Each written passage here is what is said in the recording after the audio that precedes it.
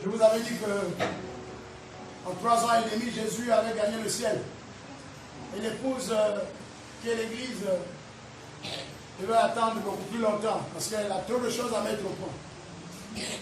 L'épouse arrive toujours avec beaucoup de retard. Le frère Cassier est vraiment beaucoup béni. Delphine est mariée. Francisca est mariée.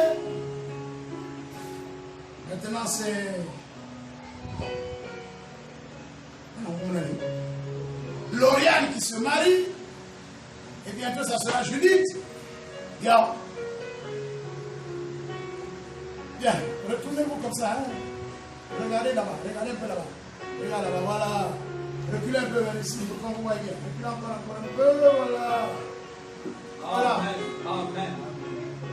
Avant, je suis permis de parler avec le frère Tika pour connaître si le frère était un bon chrétien. Est-ce qu'il a un bon témoignage? Le frère Tika Daniel m'a garanti que vraiment, il n'y a aucune inquiétude à se faire. Vraiment, c'est un bon frère. Bon, Delphine, Lauriane aussi, je l'ai appelé, je l'ai interrogé pour chercher à savoir comment est-ce qu'elle se porte, est-ce qu'elle est prête à aller au mariage. Généralement, les sœurs aiment maintenant se marier, hein, mais vos caractères sont compliqués. Hein. Ah oui, hein, vous avez des caractères difficiles. Hein. Je commence à vous découvrir au fur et à mesure. Vous allez au mariage pour être des épouses. Amen. Pas des maris bis. Non, monsieur. Amen. Amen. Amen. Ah. Pas des maris bis. Hein. Non, le frère a dit, moi, je ne l'avais pas encore autorisé. Il n'a pas le droit de faire ça. Mais si le chef a décidé, on fait quoi? On assume, non? Amen. Vous pensez que Sarah, c'est dans la joie que Sarah avait quitté là-bas la terre de Chaldée pour aller à Canaan. Mais comme Abraham a dit, ben on est parti. Votre modèle c'est Sarah. Oui, monsieur. C'est pas Jézabel. Non. Amen. Maintenant, retournez-vous pour regarder ici. Vous les avez bien vus. C'est pas encore le mariage. Hein. Je vais juste lire une écriture que j'aime lire. Ah, j'aime cette écriture-là. Je vais lire cette écriture et lire le prophète.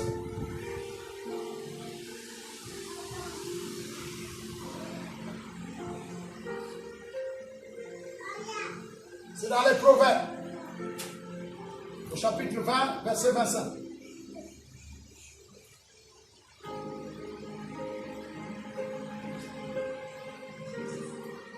Nous lisons ceci. Dieu ne tarde pas à l'accomplir, car il n'aime pas les insensés, à accomplir le vœu que tu as fait. Mieux vaut pour toi ne point faire le vœu que d'en faire un et de ne pas l'accomplir. Ça c'est la parole immuable du Dieu vivant, par laquelle il jugera tout le monde. Et si Branham vient annuler ça, alors il est un faux prophète. Ah oui. Heureusement qu'il est un vrai prophète. Un vrai prophète ramène toujours les gens à la parole de Dieu. Ah oui. Je vais lire un peu Branham. Et si nous examinons de plus près ce que nous allons faire en nous mariant, quand nous choisissons notre femme ou notre mari, si nous l'examinions de près, un homme devrait prier avec sincérité. Avec sincérité. Quand il s'agit de faire le choix de ta femme, de ton mari, tu dois prier sincèrement. Car il risque de ruiner sa vie entière. C'est pourquoi je demande toi, sur quelle base tu as choisi? Non, c'est parce que la sœur, vraiment, elle a un corps qui dondine quand elle marche. Le corps qui dondine. Rappelez-vous de ces vœux jusqu'à ce que la mort nous sépare. Quand on a fait le vœu, il n'y a que la mort qui peut vous séparer. Et s'il a fait un mauvais choix, et s'il se marie à une femme qui n'est pas faite pour lui, bien que le sachant,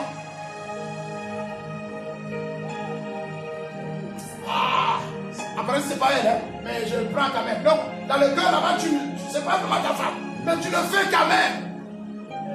Il ne pourra s'en prendre qu'à lui-même. Ce sera sa faute. Ne viens pas dire, ah, il y a Banda, nous ça va, il y a Monasaka. Je m'amusais seulement, il n'y a pas de s'amuser. Il n'y a que la mort qui sépare les vœux. Est-ce que vous êtes là? Frère Bosso, c'est comme ça que je prêchais. Comme tu es venu te marier dans ma maison, Jacob était allé se marier dans la maison de Laban, non? Tu veux qu'il Rachel prend d'abord Léa. 7 ans de travail. Oh, mais moi je veux de oui. Si tu veux de Léa, 7 ans de travail d'abord. Tu veux de Rachel, travaille d'abord 7 ans pour Léa. 7 ans même à c'est boum. Alors, maintenant tu veux, donne-moi la femme. Non, 7 ans maintenant pour Rachel. Et tu es venu te marier chez moi. Donc, comme tu es venu te marier chez moi, maman, papa. Demain, ne viens pas me dire, c'est pas elle. La femme, elle brille là. Pas de faute. Elle est toujours souriante quand tu arrives. Oh. Très gentille, hein, tu sais que l'eau, elle te fait asseoir. Mais quand elle ira dans la maison, elle te donnera par elle te dira, va prendre toi-même. À ce moment-là, ne viens pas me dire, pasteur, la soeur n'est pas sérieuse, je la renvoie, elle m'envoie maintenant aller prendre l'eau. C'est fini. Jusqu'au jour où tu parviendras à la mettre sous tes pieds. Ah yes, oui monsieur. Nous on amène le chrétien à Christ et toi tu amènes ta femme à toi. Ça c'est ton boulot. Hein? Oui monsieur. Là tu viens d'une famille avec des caractères, elle aussi vient d'une famille. Avec ses caractères, ses habitudes. Alors, au fur et à mesure que vous allez vous avancer maintenant, tu commences à l'amener. Ça fait 7 ans chez l'église, un 7. Premier âge, c'est la foi. Vous vous aimez, là, vous vous embrassez, c'est très bien. Vous allez faire même le voyage de noces formidable. Là, c'est la foi. Après, vous rentrez dans Smyrne. Vous connaissez Smyrne, hein? Smyrne, maintenant, quand elle met la nourriture à table, elle ne vient pas s'asseoir à table. Parfois là, le sel dépasse. C'est Dieu qui fait ça. Tu mets la bouche, tiens, ici. Faut toujours l'aimer, hein? Jusqu'au jour où enfin l'os de mes os chers de ma chair. Mais tu as payé, hein? Un grand prix. Moi, les gens, quand ils voient ma femme, ils disent, ah, mais Dieu n'est pas bien, il a donné à certaines personnes les bonnes femmes. Vous savez là où je suis allé la chercher? Vous savez les peines que j'ai endurées en chemin? Hein? Vous savez le travail que j'ai fait? Vous savez qu'est-ce que ça m'a coûté? Et qui vous a dit que je vais me finir le travail? Jusqu'à présent, je continue à travailler. Vous pensez que tous les jours, c'est gloire à Dieu, alléluia, amen.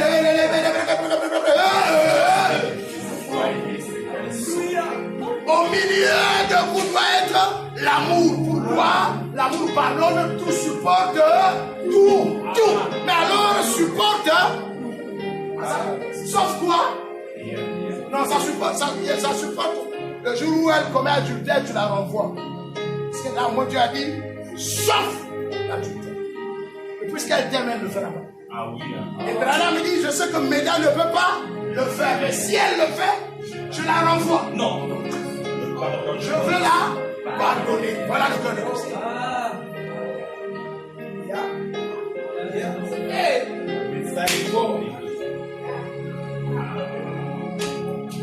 Engagement sacré. Et de ne réfléchir qu'après avoir fait un feu. Qu'est-ce qu'on a dit? C'est un piège pour l'homme de prendre à la légère un engagement sacré. De prendre à la légère un engagement sacré. Branham nous dit qu'il y a 3 grands engagements que l'homme prend.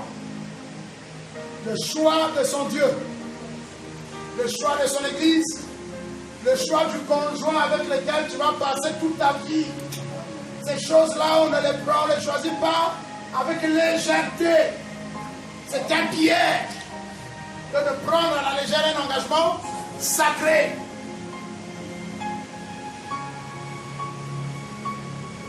Et de ne réfléchir qu'après avoir fait le vœu. Vous voyez l'histoire de vœu, c'est pas sincère. Tu t'amusais seulement après, plus tard, après avoir tout fait. Tu dis non, je m'amusais seulement. Il ne fallait pas t'amuser. Parce que les femmes là, même les hommes, quand déjà un homme lui a dit je t'aime, je veux te marier, même rien que par les fréquentations, il y en a des sœurs déjà qui ont les crises d'estomac. Estomac, comment là? Ulcère d'estomac. Sœur, le frère me fréquentait. Après, il a marié une autre sœur. Mais vous n'avez pas fait de vœu. Mais pasteur, je l'aimais déjà. Je l'aimais déjà, pasteur. Je n'arrive pas à supporter. Je l'aimais déjà. Pasteur, je n'arrive pas. Pasteur, prie Dieu pour que ça casse là-bas et qu'elle vienne, qu'il vienne chez moi. On va prier quoi? On peut rien faire. C'est pourquoi ne s'amusez pas avec ça. Oui, pasteur. Oui. Vous n'aimez pas de la franc-maçonnerie, n'y allez pas. Même pour aller regarder comment ça se passe à l'intérieur. Ne partez pas. Ah oui. Vous ne savez pas quel effet spirituel ça va avoir dans votre vie. C'est ça. C'est ça. Oh, j'avais seulement accompagné les parents chez le féticheur là parce qu'il était en train de faire les protections de la famille. Mais moi, je n'ai pas dit amen. Mais pourquoi tu es entré là-bas? Les problèmes spirituels, on ne joue pas avec ça. Est-ce que vous êtes là? Amen. C'est un piège de prendre à la légère un engagement sacré. Oui, frère, la soeur n'est pas sérieuse. Comment? Non, mais j'étais en train de la fréquenter, elle a changé de frère, il a changé de frère. Mais vous n'avez pas fait de vœu. Oui, parce que mais déjà. Surtout que les fréquenteurs sont chez nous en Afrique, ici, avec le sang chaud des Africains, c'est déjà les fiançailles. Oui, ils vont manger à la mandarine, ils se promènent, ils vont au bord du fleuve, ils sont à la corniche. Tu la promènes comme ça, c'est ta femme. Qui nous sent. Alléluia. Tu ne sais pas qu'à force de rester à côté de quelqu'un comme ça, tu développes en elle ou en lui déjà un sentiment d'attachement. Oui, l'espoir. Et à la fin, tu changes. Oui. Et les dégâts là, c'est toi qui vas les réparer. Attention avec la fréquentation des minéraux. Les minéraux se baignent dans la piscine en caleçon, en slip. Et les mamans et les enfants, c'est dans l'ordre. Mais chez nous, c'est pas comme ça. Hein, tu rentres dans l'eau avec une fille en slip. Yo. Mais vous allez rencontrer des dégâts dans la piscine là-bas. Hein? Au bord, vous allez asseoir au bord. Vous êtes en train de regarder les pêcheurs qui sont en train de pêcher au fleuve. C'est pourquoi c'est ma fréquenter. Fréquenter. La fréquentation ici, c'est simplement pour étudier, pour déjà connaître la vie de la sœur, son témoignage. Limitez-vous là. Vous allez vous manger. Vous commencez, déjà la chose a trop grandi. Après à la fin, non, c'est une sœur qui n'est pas sérieuse, frère. Parce que le moyen était sérieux, moi j'ai changé. Maintenant, va soigner l'ulcère qui est dans le cœur, dans la maison. Allez, va soigner ça. Mais alors, quand vous vous engagez, non, je veux dire les bongés divino. Août 1964 matin. Par 1954. Oui, c'était une erreur. C'est une question qu'on a posée à Frère Branham. Pour vous de le faire. Le mariage appartient à la maison de Dieu. Et comme vous êtes mariés, voici à quel moment vous êtes réellement mariés. Donc ça, c'est un couple qui est déjà marié. Qui demande à Frère Branham les questions de à quel moment ils sont réellement mariés. Je vais juste couper pour donner la réponse. Vous êtes mariés lorsque vous faites le vœu l'un à l'autre. Lorsque vous promettez l'un à l'autre que vous allez vous prendre l'un et l'autre. Le juge de paix, qu'on appelle chez nous ici le maire, ok, pourrait vous donner une autorisation, ce qui est un terme juridique qui vous permet de vivre légalement comme mari et femme. C'est-à-dire le titre de l'acte de mariage.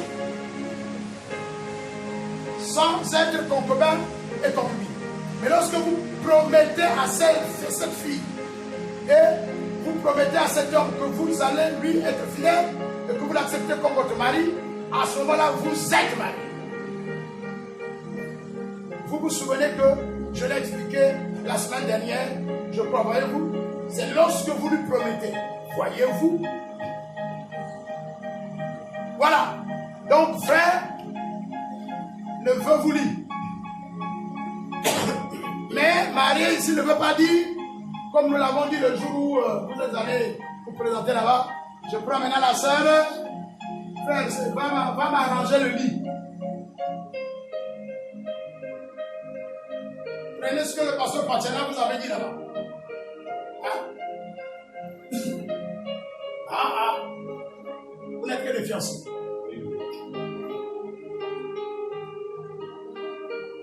C'est l'occasion pour moi de dire une chose. J'ai commis des erreurs.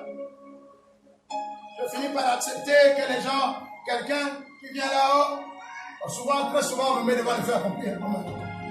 Pasteur, le monsieur a dit qu'il va me marier. Il n'est pas dans le message. Oui, mais c'est un frère qui est bien, vraiment. Il n'est pas dans le message. C'est une sœur. Non, en tout cas, même chez les protestants, là-bas, les gens sont corrects. Vous êtes bien très avancé, très avancé. Je ne peux même plus rien faire. Vous savez qu'est-ce que ça produit? Ça se termine par toujours. Ça va pas se casser. Pas se casser. Hein? Frère Achille est allé se marier à cette fille-là, j'espère là où elle prie. Hein? Pas même pas. En dehors du message. Que d'elle aujourd'hui avec la femme. Oui. Mais oui, ça ne va pas. La femme demande le divorce. Avec ses jupes suspendues. Demande le divorce. Je m'arrête là. Vous êtes dans le message. Tu as le Seigneur, tu as le Seigneur. Vivez en paix. C'est pas encore le mariage. Ça veut dire en clair, hein, tu ne dois pas connaître la sœur comme ta femme maintenant. C'est clair? Voilà. Quand tout sera accompli, maintenant tu prends ta femme, tu l'amènes à la maison. Tu vas la voir, tu vas là-bas. Peut-être que vous avez quelque chose à faire. C'est pour ça qu'on vous prend devant tout le monde. Si on vous voit ensemble, comme ça choque. Et si on vous voit, coller. Frère, ma soeur, Lauriane, avec le frère là-bas, on les a vus là-bas. On les avait vus là-bas, pas fiancés. C'est pour ça que j'ai voulu quand même que ça passe dans WhatsApp, peut-être dans YouTube. Les frères et les soeurs qui sont pas là, qui sachent qui sont désormais. Bien.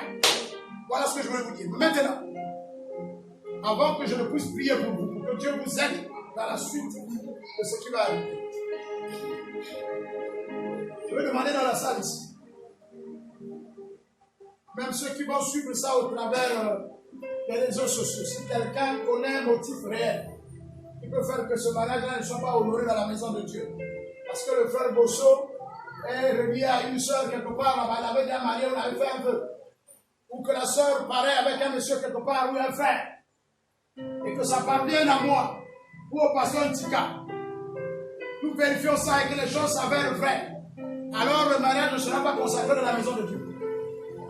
Vous avez beau dire on est contre vous, on n'est pas contre vous, on vous aime, mais on veut vous garder dans la ligne de la mort.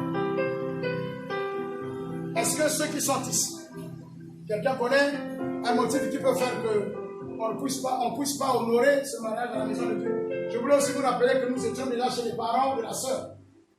Et que le frère était accompagné par ses parents. J'ai pris quelques témoins ici. Il y a mon épouse qui était là. Quelle est la sœur qui était là? La sœur Novali, la sœur Esther, le frère Roger et sa femme, le frère Charles et sa femme. Nous étions là-bas. Le frère Kamba et la sœur Francis. C'était tout ça. Donc les parents ont accepté. Il y a un silence. Bon, il y a un frère qui m'avait appelé. Il s'appelle Destin. Il faut que je le dise, avant qu'il soit trop tard. Parce que moi j'ai appris que la sœur Lauriane veut se marier. Ah, mais on a fait le vœu avec elle. Hein? Quand tu es où? Je suis à Pointe-Noire. Ah bon? J'étais venu me voir. Non, parce que je voulais venir. J'avais vu le frère Charles. D'après le frère Charles. Il dit oui, pasteur, il était venu me voir, mais il n'avait jamais fait de vœu. Pas fait de vœu. La soeur lui avait dit d'aller voir d'abord le pasteur. Et quand le frère est parti là-bas, il a trouvé d'autres personnes, plus de contact, plus rien. Et combien d'années sont passées? Hein? Combien? Hein? 2 années. Silence total. Il avait même appelé la soeur pour dire on n'a jamais de vœu avec toi, si tu trouves ton mari, marie-toi. Et quand maintenant il y a cette affaire qui a démarré, parce que moi j'avais fait le vœu avec la soeur. Vous savez ce que ça veut dire? On dit ça dans l'autre lingala, sombi. C'est ça. Hein? Je sais que quand je veux dire, il y a eu des vœux là-bas, ça va se. Le mariage va être béba. Jusqu'à même promettre. Ah. Le père Brazza. Oui, il m'avait dit que si tu trouves un mari, tu peux te marier. Voilà. Il avait mis l'intention, mais il a dit si tu trouves un mari, tu peux te marier. Bien. J'ai parlé avec le frère Charles, j'ai parlé avec la soeur. Je me suis rendu compte que ça, on les appelle c'est les acides sulfuriques. Ok, ça c'est vrai. Hein? On appelle ça la jalousie. Zoua. Tu n'as pas voulu. Tu avais envie. Tu n'as pas exprimé. Vous ne vous êtes pas accordé. La soeur trouve une autre femme, un autre mari, mais où est le problème? Ton problème, il est où? Si tu as le Saint-Esprit, le problème me dit quand j'aime quelqu'un tellement, je l'aime tellement que si il ne trouve pas bien, si sa choix, ce n'est pas de rester avec nous, et qu'il va se marier avec une autre personne, je veux prier pour eux, pour qu'ils vivent heureux là où ils vont aller se marier. C'est ça le Saint-Esprit. Ce n'est pas l'histoire, je veux voir là où ils vont se marier. Je veux te rendre la vie difficile, tu verras ça. Mais tu ne rendras pas la vie difficile à Jésus. Bref, il n'y a pas en dehors de cette situation que je connais, que j'ai vérifiée. Il n'y a pas d'autre situation. Bref, maintenant je me retourne vers le frère Bosso. Est-ce que tu ne sais pas avoir pris un engagement quelque part chez une autre femme? Non. Non. Maman Gloriane, en dehors de cette situation, tu confirmes qu'il n'y avait jamais eu de vœu avec le monsieur et le frère? Bien. Ceci étant, voici ce que dit le prophète.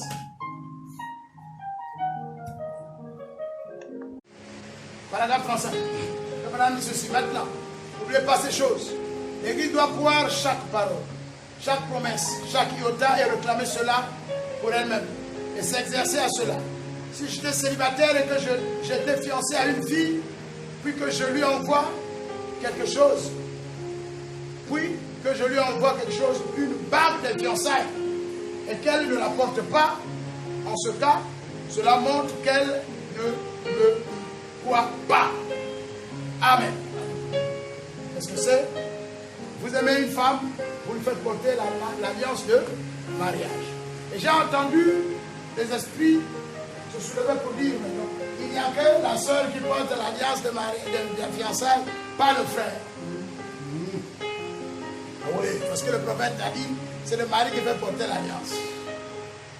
Maintenant, Paul dit, je vous ai fiancé à un seul époux.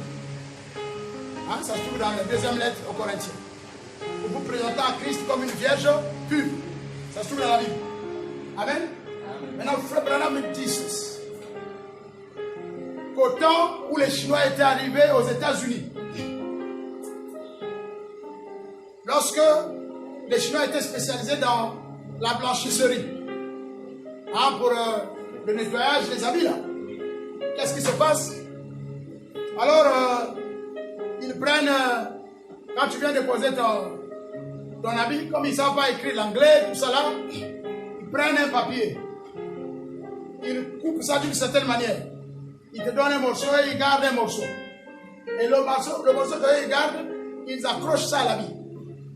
Maintenant, le jour où tu viens retirer l'habit, tu ne connais pas, ils ne connaissent pas ton nom, ils ne savent pas tout ça là. Montre-lui sur le papier. Il approche ça, le morceau que j'ai vu et le morceau que je prends quand ça tient, donc c'est bon. Alors il dit, c'est ça. Une partie du Saint de l'Esprit est avec le Seigneur et une partie va avec l'épouse. Déjà autant de fiançailles. Le Saint-Esprit que nous recevons aujourd'hui a été donné comme arme, comme à compte. Garde une partie pour sceller l'alliance, même des fiançailles, et vous là-bas vous en avez aussi. Vous voulez seulement qu'on dise qu'elle est reliée à ce frère, maintenant lui il va être frère comment? Lui aussi, il garde un morceau. Quand une soeur regarde, veut commencer à mettre les attaques là-bas,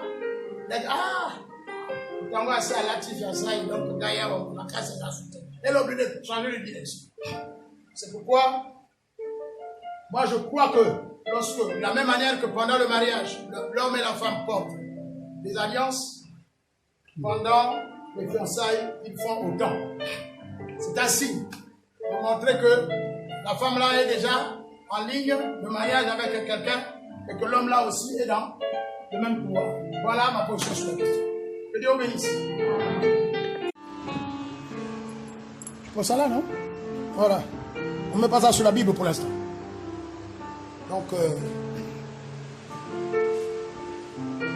tu fais porter l'alliance de ta soeur. Le doigt de l'alliance, c'est le plus long de la main gauche, partie du cœur.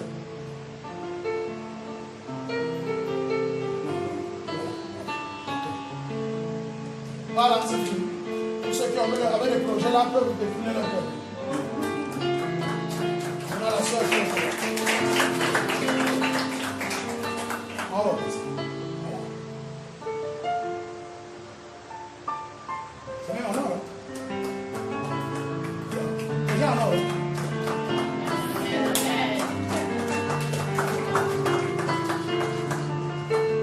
Là, je prie pour vous. Regardez ici. Dieu notre Père, je remets ces jeunes gens entre tes mains. Ils viennent ici de céder devant Dieu leur engagement, devant les enfants de Dieu. Et le diable est juste à côté pour chercher à gaspiller ce projet. Soit en bloquant les moyens pour que le mariage ne s'accomplisse pas, soit en les poussant à faire des choses avant le temps. Je te les remets, Seigneur, pour que tu les aides, tu les protèges, tu pourvoies, tu bloques tous les canaux par lesquels le diable pourrait passer. Et que tu les accompagnes jusqu'à ce que leur projet devienne une réalité. Pour vivre en paix. Ainsi, je les remets entre tes mains au nom de Jésus-Christ. Amen. Amen. On a fini pour vous. Désormais, la sœur, qu'on appelle Lauriane et le frère Bosso sont sur la trajectoire de mari et femme. Le reste, c'est pendant le mariage. C'est fini.